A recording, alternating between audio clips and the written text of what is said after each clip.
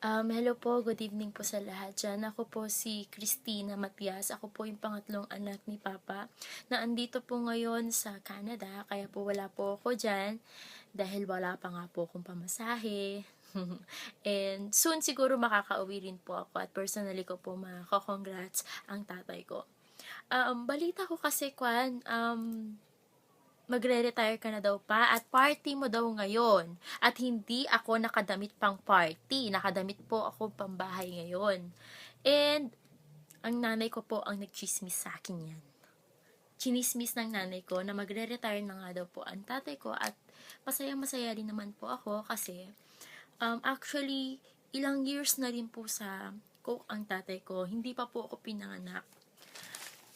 Hindi pa po ako pinagbubuntis ng nanay ko, nasa cook na po siya. At siguro po time na po naman ng tatay ko na magpahinga naman, mag-relax-relax sa silyon niya, humiga-higa at walang iniisip kundi yung mga pets niya na papakainin niya. Yun yung mga manok niya at saka yung mga aso ni Papa na sobrang mahal na mahal din niya. Kasi pet lover talaga ang tatay ko. At saka syempre yung mga kapatid ko na mga nag-aaral pa. Alam ko wala lang pakialam sa amin si Papa kasi may mga asawa na kami. Pero kahit ba may asawa kami, yung tatay kong yan, very caring talagang ama. Still pa rin dyan siya para sumuporta sa amin kahit anong mangyari. And at least hindi na siya mai-stress sa mga staffs niya and sa company niya mismo itself. Ang hirap pong pigilan ng luha ko ngayon kasi very proud po ako ngayon na very proud po ako for having a father like him. Wala po ako dyan to witness yung kung gaano siya kasaya ngayon na maraming nagmamahal sa tatay ko and especially yung mga katrabaho niya, yung mga staffs niya. Thank you po for loving my father. And yung tatay ko po na yan, known niyo po siya, kilala niyo siya bilang isang istriktong boss sa mga empleyado niya. Kailangan niya po yun talaga maging istrikto kasi trabaho po niya yun. Pero sa kabila po ng pagiging istrikto niya, ang pagiging ama po niya, napakagaling po niyang ama sa amin lahat. Actually, siya po nagturo sa amin kung paano maging tao. Hindi po paano kung paano po maging or magpakatao. Ayaw na ayaw niya yung magmamayabang ka. Kasi sabi niya, para sa kanya, simplicity daw. Yun daw yung pinakamaganda. Yung pagiging simple mo sa lahat ng bagay. Ang tatay ko, nag-work ng ilang taon sa Coke.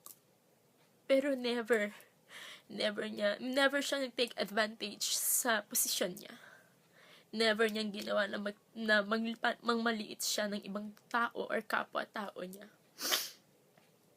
And yun yung number one na itinuro niya sa amin. Mga anak niya, ang mahalin yung pamilya namin, mahalin mga kapatid namin, at mahalin yung mga nasa paligid namin. Kung paano sila dapat irespeto. Ang tatay ko, di ba? Sinabi niyo nga, istrikto. Alam niyo, istrikto. Aminado ako, istrikto dyan. Pero kalog yan, napaka-komiko ng tatay ko. One time, ito yung last na naalala ko sa joke niya before ako lumipad papuntang Canada. Lumabas siya ng banyo and then sumigaw siya. Sabi niya, nasugatan ako, sabi niya ng ganun. Then worried ang mother ko, tinanong niya saan yung sugat mo? Anong nangyari? Chu. Nasugatan ako sa sabon. Ang nipis na kasi, bili na kasi kayo. Sabi niya ng ganun. And then ako, I was laughing na naririnig ko siya. Although nagluluto ako, naririnig ko siya. Sabi ko, ano ba naman tong tatay ko? Napaka-komiko. Nakakainis, tawang-tawa ako. Parang ganun. And then, ang dami-dami niya pang joke sa amin pag kami-kami lang. Hindi ko siya maihantulad sa iba kasi iba ang tatay ko. And proud kami mga anak niya, 10.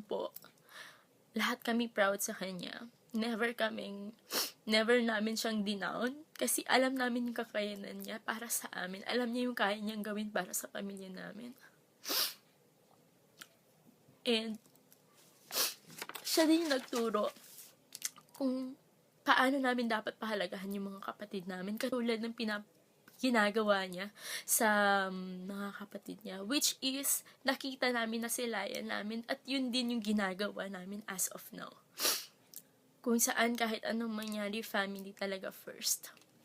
Ganyan ang tatay ko sa likod ng trabaho niya bilang tatay sa aming lahat. Ang papa, kahit wala ako dyan,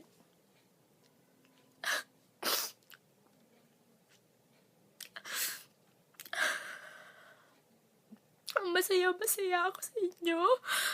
And, nabimiss ko lang kayo sobra. Pero soon,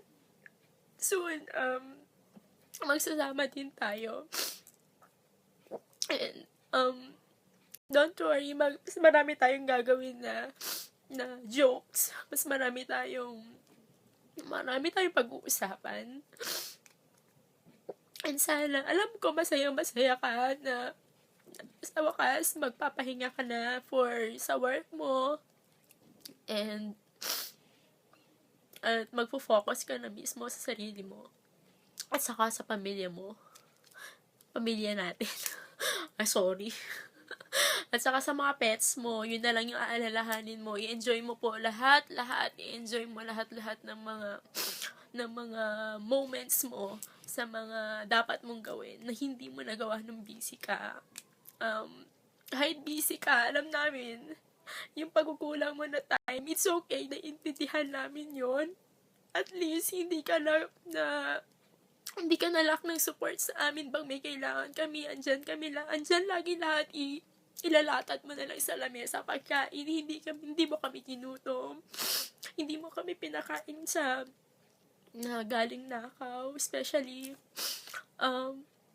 pinakain mo kami sa malinis na gawain. Thank you dun. At dun ako nagiging proud. Kaya kahit saan ako magpunta talaga nire-raise ko na ganito kami ni-raise ng father namin, ng mother namin. So, nagpapasalamat ako hindi lang sa'yo, pati kay mama, sa inyong dalawa, sa pagiging matibay ninyong dalawa.